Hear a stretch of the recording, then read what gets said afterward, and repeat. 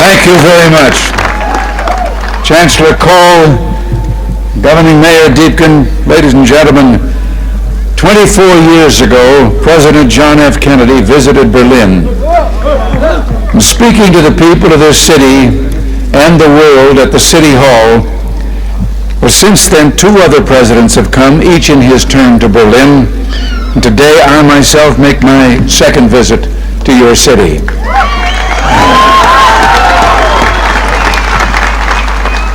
We come to Berlin, we American presidents, because it's our duty to speak in this place of freedom.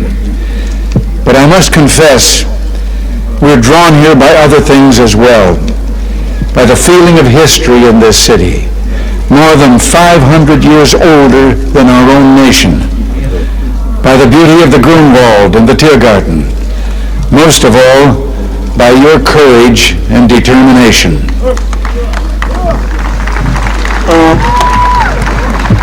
Perhaps the composer Paul Linke understood something about American presidents. You see, like so many presidents before me, I come here today because wherever I go, whatever I do, ich hab noch keinen Koffer in Berlin.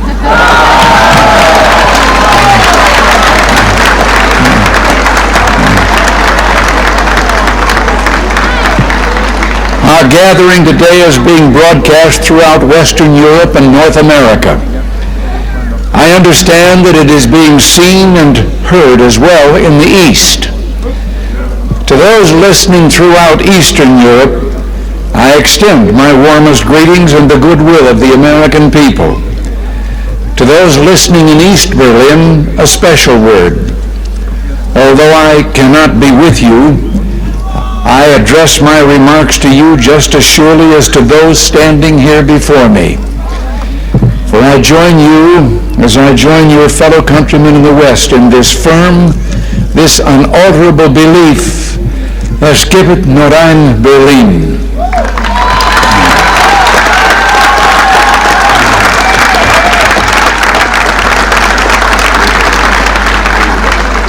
Behind me stands a wall that encircles the free sectors of this city, part of a vast system of barriers that divides the entire continent of Europe. From the Baltic south, those barriers cut across Germany in a gash of barbed wire, concrete, dog runs, and guard towers. Farther south, there may be no visible, no obvious wall, but there remain armed guards and checkpoints all the same. Still a restriction on the right to travel. Still an instrument to impose upon ordinary men and women the will of a totalitarian state. Yet it is here in Berlin where the wall emerges most clearly.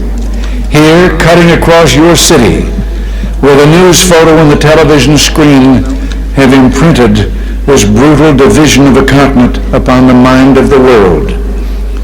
Standing before the Brandenburg Gate, every man is a German, separated from his fellow men.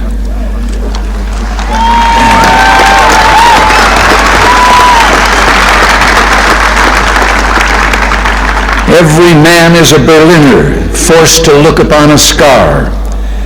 President von Weizsäcker has said the German question is open as long as the Brandenburg Gate is closed.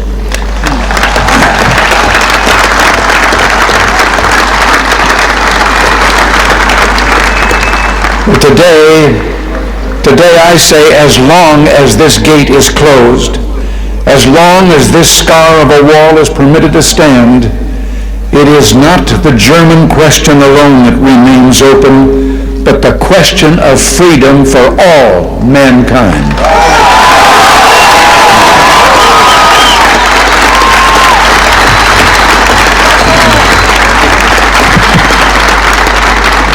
Yet, I do not come here to lament, for I find in Berlin a message of hope. Even in the shadow of this wall, a message of triumph. In this season of spring in 1945, the people of Berlin emerged from their air raid shelters to find devastation. Thousands of miles away, the people of the United States reached out to help. And in 1947, Secretary of State, as you've been told, George Marshall, announced the creation of what would become known as the Marshall Plan. Speaking precisely 40 years ago this month, he said, "Our policy is directed not against any country or doctrine, but against hunger, poverty, desperation, and chaos."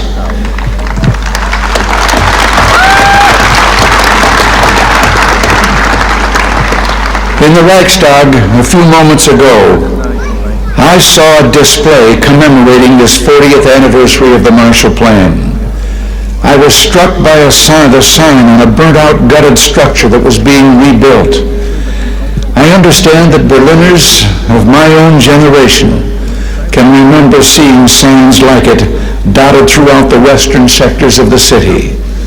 The sign read simply, "The Marshall Plan is helping here to strengthen the free world." A strong free world in the West. That dream became real. Japan rose from ruin to become an economic giant. Italy, France, Belgium, virtually every nation in Western Europe saw political and economic rebirth. The European Community was founded. In West Germany and here in Berlin, there took place an economic miracle. The Wirtschaftswunder. Adenauer, Erhard, Reuter, and other leaders understood the practical importance of liberty, that just as truth can flourish only when the journalist is given freedom of speech, so prosperity can come about only when the farmer and businessman enjoy economic freedom. The German leaders reduced tariffs, expanded free trade, lowered taxes. From 1950 to 1960 alone, the standard of living in West Germany and Berlin doubled. Where 4 decades ago there was rubble, today in West Berlin there is the greatest industrial output of any city in Germany. Busy office blocks, fine homes and apartments, proud avenues and the spreading lawns of parkland. Where a city's culture seemed to have been destroyed, today there are 2 great universities, orchestras and an opera, countless theaters and museums. Where there was want, today there's abundance. Food, clothing, automobiles, the wonderful goods of the Kudan.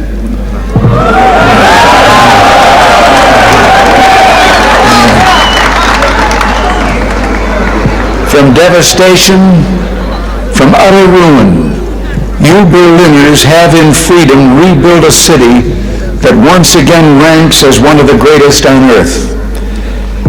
And the Soviets may have had other plans, but my friends, there were a few things the Soviets didn't count on.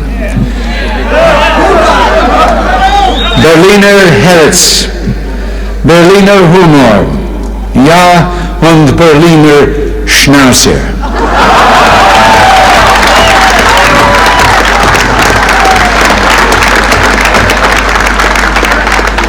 In the 1950s, Khrushchev predicted, "We will bury you." But in the West today, we see a free world that has achieved a level of prosperity and well-being unprecedented in all human history. In the communist world, we see failure, technological backwardness, declining standards of health. Now the Soviets themselves may, in a limited way, be coming to understand the importance of freedom. We hear much from Moscow about a new policy of reform and openness. Some political prisoners have been released. Certain foreign news broadcasts are no longer being jammed. Some economic enterprises have been permitted to operate with greater freedom from state control. Are these the beginnings of profound changes in the Soviet state, or are they token gestures intended to raise false hopes in the West or to strengthen the Soviet system without changing it? We welcome change and openness, for we believe that freedom and security go together, that the advance of human liberty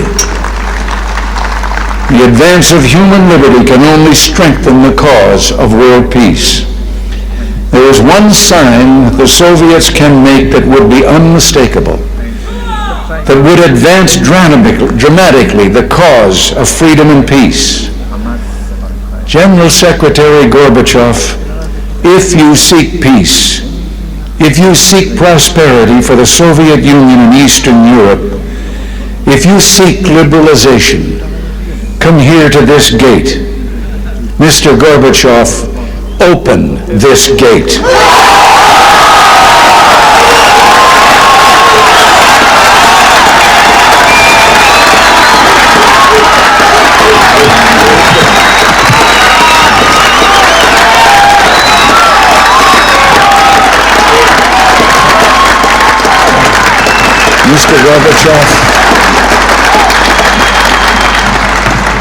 Mr. Gorbachev, tear down this wall.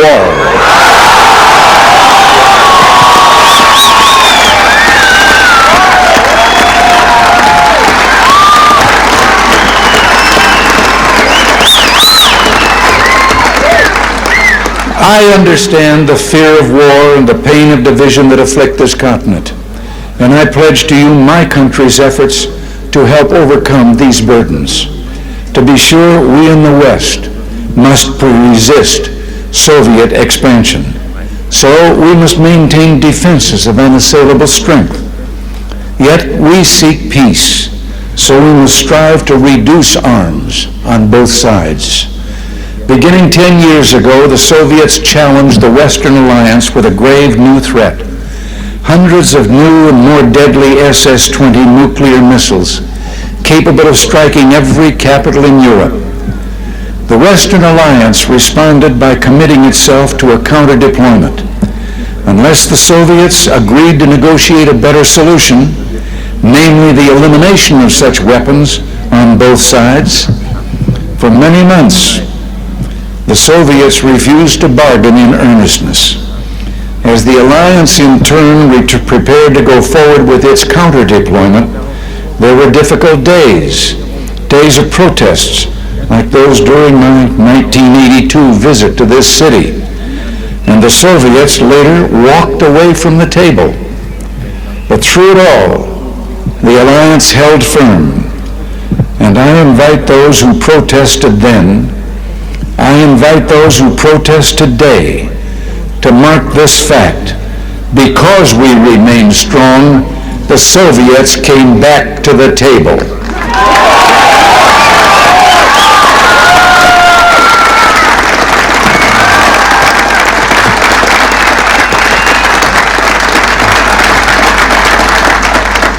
Because we remain strong today, we have within reach the possibility not merely of limiting the growth of arms, but of eliminating for the first time an entire class of nuclear weapons from the face of the earth. As I speak, NATO ministers are meeting in Iceland to review the progress of our proposals for eliminating these weapons. At the talks in Geneva, we have also proposed deep cuts in strategic offensive weapons. And the Western allies have likewise made far-reaching proposals to reduce the danger of conventional war and to place a total ban on chemical weapons. While we pursue these arms reductions, I pledge to you that we will maintain the capacity to deter Soviet aggression at any level at which it might occur.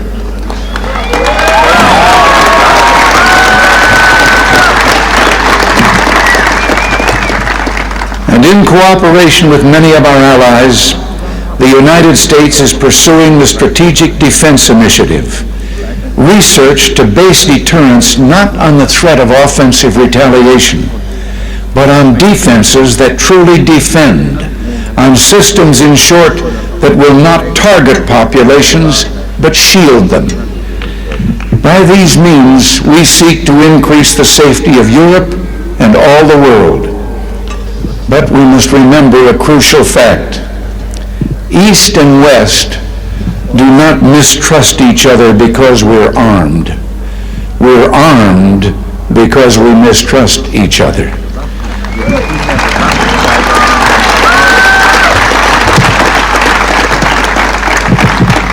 And our differences are not about weapons, but about liberty.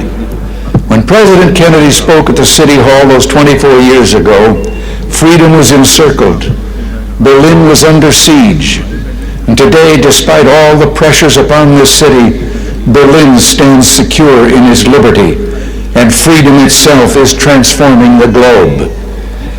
In the Philippines, in South and Central America, democracy has been given a rebirth. Throughout the Pacific, free markets are working miracle after miracle of economic growth.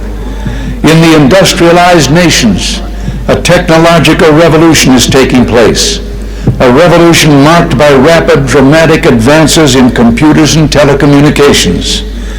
In Europe, only one nation, and those it controls, refuse to join the community of freedom. Yet in this age of redoubled economic growth, of information and innovation, the Soviet Union faces a choice. It must make fundamental changes, or it will become obsolete.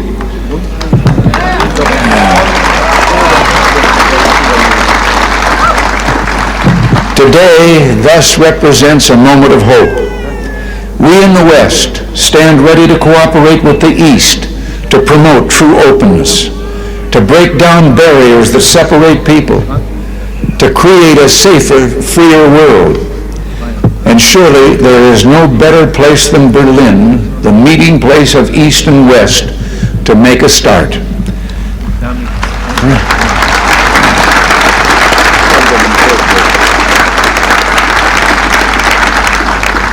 Free people of Berlin today as in the past, the United States stands for the strict observance and full implementation of all parts of the Four-Power Agreement of 1971.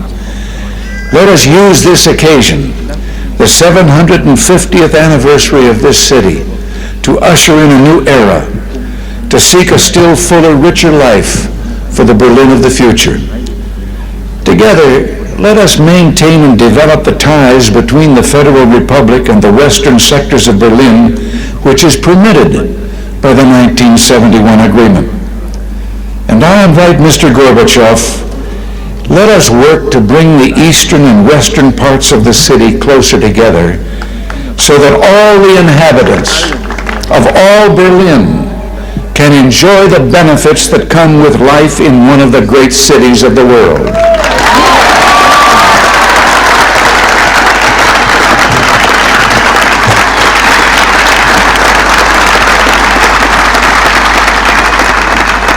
To open Berlin still further to all Europe, East and West, let us expand the vital air access to this city, finding ways of making commercial air service to Berlin more convenient, more comfortable, and more economical.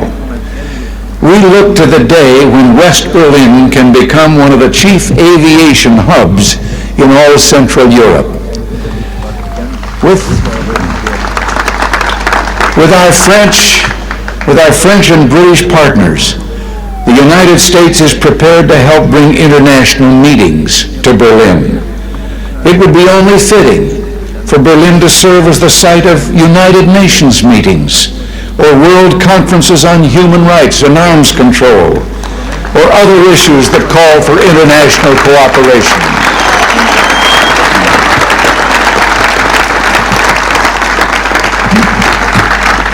There is no better way to establish hope for the future than to enlighten young minds, and we would be honored to sponsor summer youth exchanges, cultural events, and other programs for young Berliners from the East. Our French and British friends, I'm certain, will do the same. And it's my hope that an authority can be found in East Berlin to sponsor visits from young people of the Western sectors.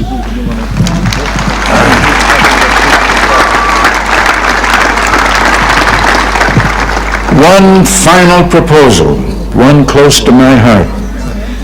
Sport represents a source of enjoyment and ennoblement. And you may have noted that the Republic of Korea, South Korea, has offered to permit certain events of the 1988 Olympics to take place in the North. International sports competitions of all kinds could take place in both parts of this city. And what better way to demonstrate to the world the openness of this city than to offer in some future year to hold the Olympic Games here in Berlin, East and West.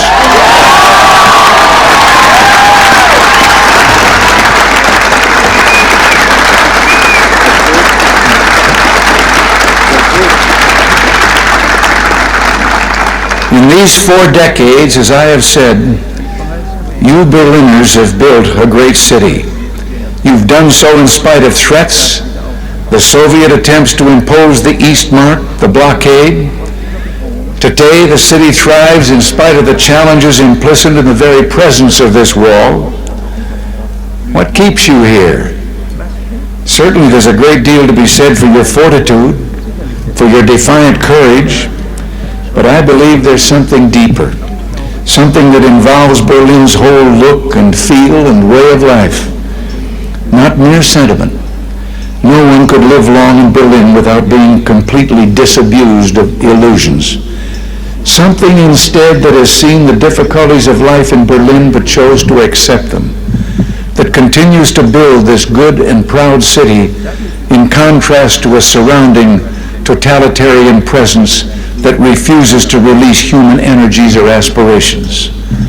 Something that speaks with a powerful voice of affirmation, that says yes to this city, yes to the future, yes to freedom. In a word, I would submit that what keeps you in Berlin is love.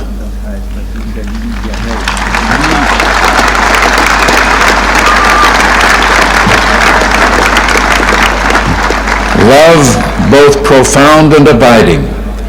Perhaps this gets to the root of the matter, to the most fundamental distinction of all between East and West.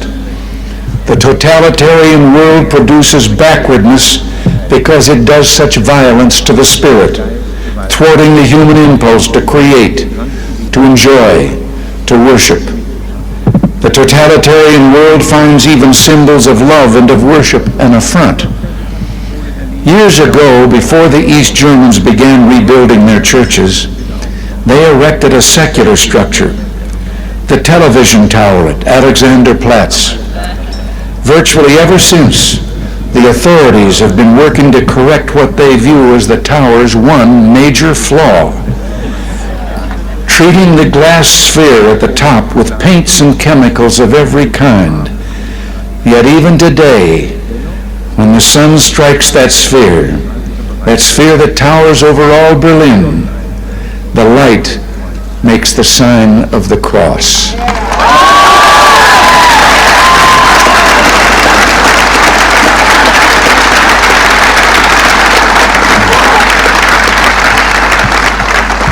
There in Berlin, like the city itself, symbols of love, symbols of worship cannot be suppressed. As I looked out a moment ago from the Reichstag, that embodiment of German unity, I noticed words crudely spray-painted upon the wall, perhaps by a young Berliner. Quote, "This wall will fall, beliefs become reality."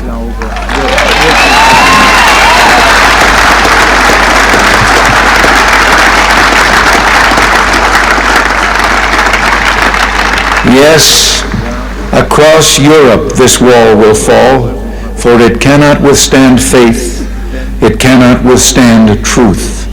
The wall cannot withstand freedom. And I would like, before I close, to say one word. I have read and I have been questioned since I've been here about certain demonstrations against my coming.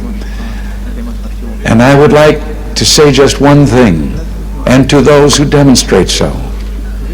I wonder if they have ever asked themselves that if they should have the kind of government they apparently seek, no one would ever be able to do what they're doing again.